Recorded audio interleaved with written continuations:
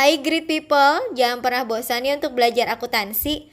Memang nggak mudah, tapi juga nggak sulit kok selagi kita mau terus berupaya untuk belajar.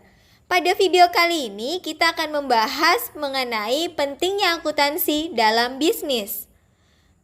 Peran akuntansi pada sebuah perusahaan tentu sangat diperlukan, sebab jika kita mengingat bahwa semua perusahaan pastinya membutuhkan pengolahan data yang akurat.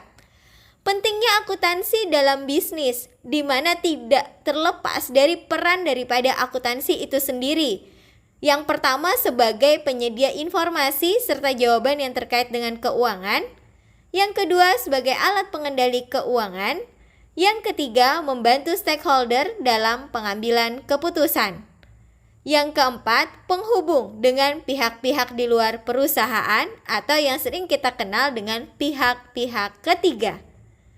Pentingnya akuntansi dalam bisnis juga bisa dilihat dari banyaknya fungsi akuntansi untuk bisnis itu sendiri, yang mana diantaranya menjadi dasar pertimbangan bisnis, memudahkan perusahaan melakukan kontrol dan pengawasan pada stok barang, menunjukkan data laba rugi keuangan perusahaan, menjelaskan kemana alokasi keuangan tersalur selama satu periode, serta akuntansi bisa dijadikan sebagai alat evaluasi kinerja perusahaan.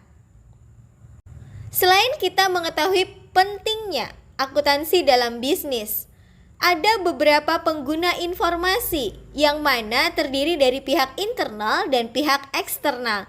Yuk kita ketahui siapa saja pengguna informasi akuntansi dari pihak internal dan eksternal. Pengguna informasi akuntansi dari pihak internal yaitu manajemen perusahaan, pemilik bisnis. Sedangkan pengguna informasi akuntansi dari pihak eksternal, investor, pemberi pinjaman, mitra bisnis, dan otoritas pajak. Setelah kita mengetahui peran penting daripada akuntansi dalam bisnis serta pengguna informasi akuntansi dalam bisnis, maka kita harus tahu sebenarnya tujuan akuntansi dalam bisnis itu apa saja. Tujuan akuntansi dalam bisnis antara lain yang pertama menyediakan informasi keuangan perusahaan yang nantinya bisa menggambarkan berapa potensi perusahaan mendapatkan keuntungan. Yang kedua, menyuguhkan informasi keuangan perusahaan dari pendapatan aktif maupun pasif. Yang ketiga, memberikan informasi terkait perubahan sumber ekonomi perusahaan. Yang keempat, memberikan informasi ketika adanya perubahan sumber pemasukan perusahaan, seperti status aset, status utang, dan status modal. Demikian. Jika ada komen atau request untuk materi selanjutnya, silahkan di kolom komentar.